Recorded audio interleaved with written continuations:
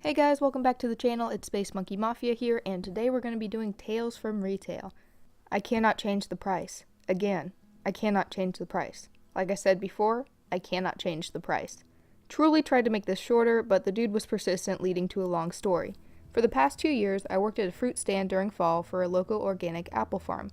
We mainly sold apples and fresh pressed cider, but we had an assortment of edible goods and gift items. Important background. We offer free samples of all our apples to customers. The employee slices the apple, gives them to the customers, and gives a little blurb about the apple.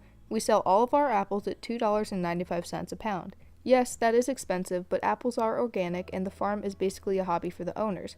We are also the cheapest in the area because we offered price breaks if you bought a lot of one type of apple.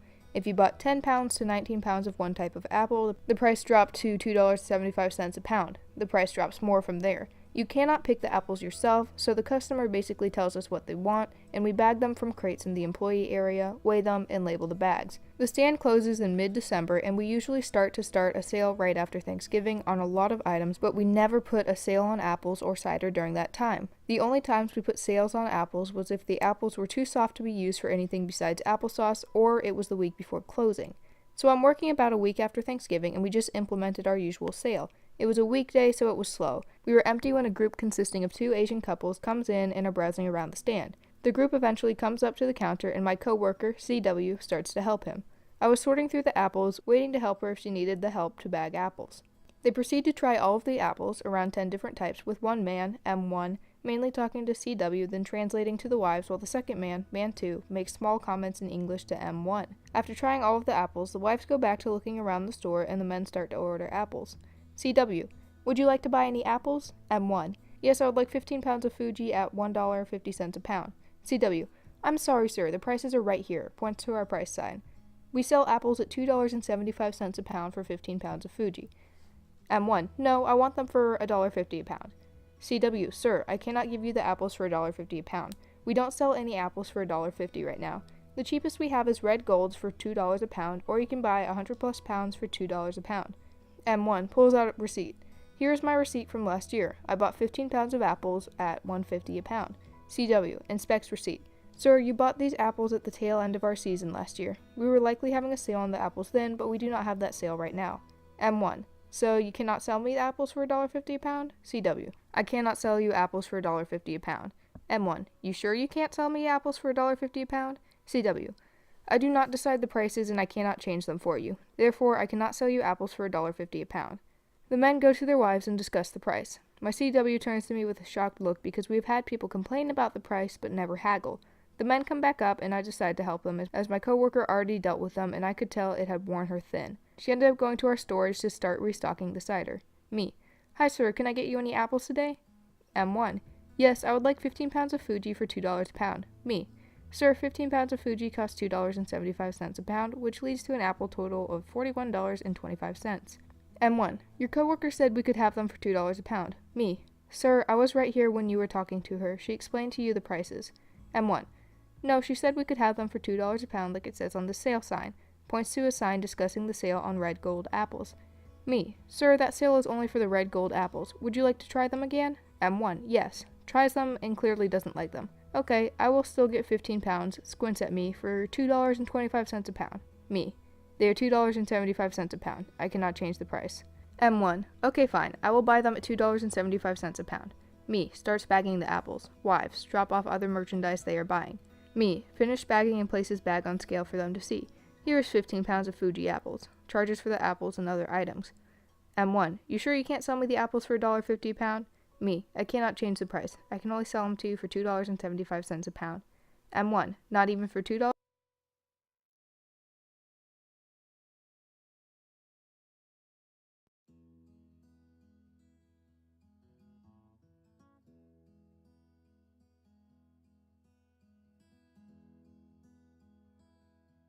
M1. Smiles and looks at me. How about for $2.50 a pound? Me. $2.75 a pound. Your total is X.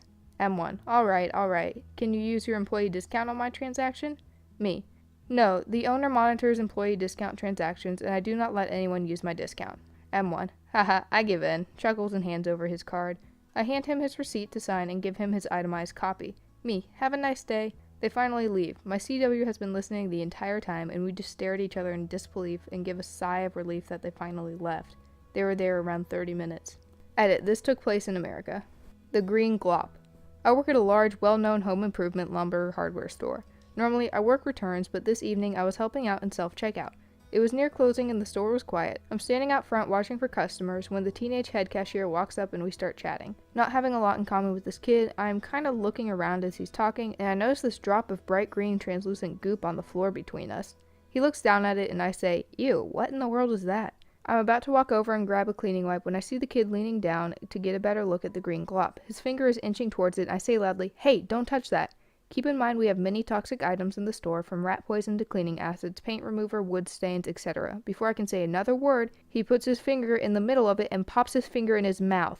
I stand there in shock, and he makes eye contact with me as he spits it out on the floor. I still cannot believe he did it. It was like he was compelled. I'm staring at him and I say, "What is wrong with you? Why would you do that?" He looks at me and says, "It's just dish soap, I think." Huh? Weird customer trying to get me in trouble for no reason at all.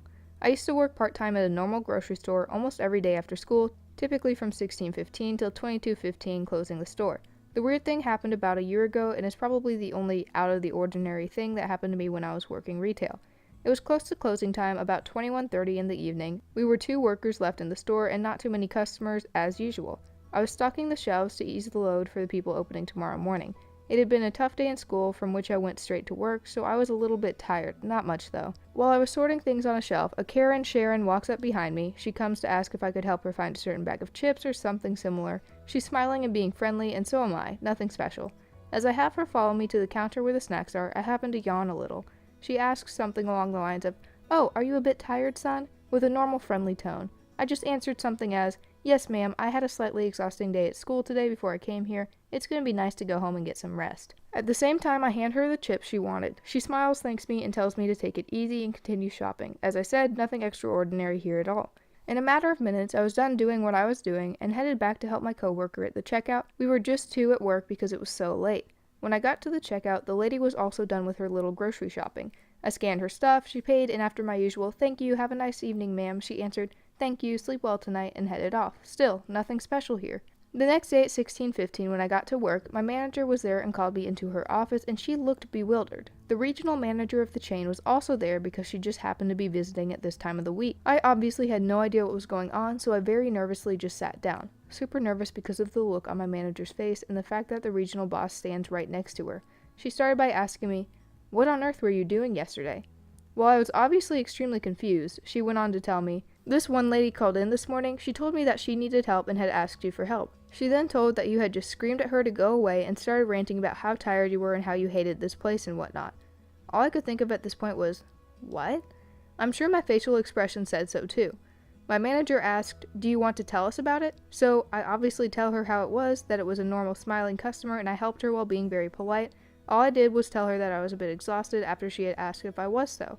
My manager quickly checked the security camera footage, and now she was equally weirded out by what this lady had complained about. My manager just told me to don't worry about it and dismissed me. To this day, I haven't seen that lady again. Either she just wanted to screw me over for no reason, or she's some kind of schizophrenic that can't control that. I will never know. My manager was supportive to me about it, as she knew I got quite nervous, but I hate the fact that every time I met that regional manager later on, there was some awkwardness in the air, as she was there when I was called in. Old ladies are very particular about puzzles and like to throw frogs. A 2-in-1 story. I'll start with one that just happened. I work at a small toy store. We start off our mornings with only 2 employees. I was wrapping a present for another customer when this old woman, probably named Karen, came up to me. K equals the old lady. Everything she says has major attitude and disrespect. K: "Are you 2 the only ones working today?" Me: "For now, we have more people coming in later. Do you need help with anything?" K: "Yes, I need help. Your puzzles are stacked horribly." Me: "Okay, let me finish this up and then I'll be right with you." To explain our puzzles, we barely have shelf space because our store is so small. We have them all side by side except for ones that face out. The ones that face out are always duplicates and are only facing out to draw attention to them. I finish wrapping my present, take a deep breath, and walk over to the customer. I just know she's going to be very difficult to deal with. I'm newish to retail. This was my first time working with a customer this difficult. I go over to her and I see about 5 puzzle boxes just thrown onto the floor. Me: "Hi, what can I help you with?" K: "I can't see the puzzles you're hiding behind these ones. Get them down for me." Me: Okay, I'll be right back with a stepladder so I can grab this for you. When I get back, there are more puzzles on the floor. Okay, those ones back up there. Hand them to me so I can see if I want them or not. I get on the stepladder and start handing her puzzles, which she just tosses onto the floor if she doesn't like them. Okay, first of all, your puzzles are stacked horribly. You can't see any of them. They need to be stacked like this. She points to the ones stacked side by side. And second of all, you can just stay up there and I'll hand you the ones I don't want. Me, I'm very sorry about that. I'll see what we can do about it later. I have no plans of changing anything. The puzzles are exactly how our managers and the owner want them to be. Okay, whatever. She hands me back the puzzles and finally she decides which ones she wants. When I ring her up, she's horribly rude and glares at me for a full minute before she finally leaves. The second story, which happened a couple weeks ago. It's really short. A different old lady came in, grabbed a frog stress toy, and I turn around just in time to see her throw it at me. I catch it thankfully, otherwise it would have left a bruise. OL equals old lady. Me. Old lady. Me. Are you wanting to buy this? Old lady. Yep. She buys it, then walks around for an hour before leaving. Do you dare me to chug it? I work for a well-known natural foods grocery chain as the buyer of the dairy department. I know my dairy pretty well, including the various butterfat contents of milks and the creams. This will be relevant later. One Christmas, a gentleman happened by who was very upset that his favorite brand of eggnog was no longer available. He informed me that it had the most fat of all of them, and as he was very fond of fat, would add heavy cream to his eggnog. Now, this is objectively disgusting, but I held back the retching noise I wanted to make and suggested to him a local brand of eggnog with a naturally high level of butterfat. And off he went, and that was that. Except, no. The following spring, the same customer appeared again and remembered me from the last encounter. He loved that brand of eggnog, and now he was adding more fat to his diet, apparently to bulk up, in his words. Bear in mind this was a middle-aged, overweight guy, and could I suggest high-fat milks to him? I didn't know what he was talking about, but no use arguing with the kind of crazy who would put heavy cream in eggnog. So I suggested the same brand as the eggnog, but their heavy cream. It comes in a plastic pint container that looks like a ready-to-go drink, and without missing a beat, he looks me in the eye and says, "I bet I could chug this. Do you dare me to chug this?" Naturally, I said no. Don't do that, you'll get sick. And with a quick motion, he pulled the cap off and proceeded to pound back an entire pint of heavy cream with gusto, after which he looked at me like a proud 5-year-old holding up a drawing. I think he was expecting me to be impressed. I was not, but I'll never forget having had to witness someone be so proud of something so incredibly stupid. I love the subreddit. I like the ones that are kind of just like alternate universes, like an old lady just throwing a frog at someone, like that kind of stuff. I know you guys like the more like entitled type people, so I'll definitely have some more in the next one for you guys though. I hope you guys enjoyed it. If you did, like, comment, subscribe, all that good YouTube stuff. If you didn't, leave me some feedback as to why. I'm really trying to improve since I'm just starting out. Let me know what you think of these stories in the comments, and if you enjoyed the video, I'll see you guys back here tomorrow. Bye.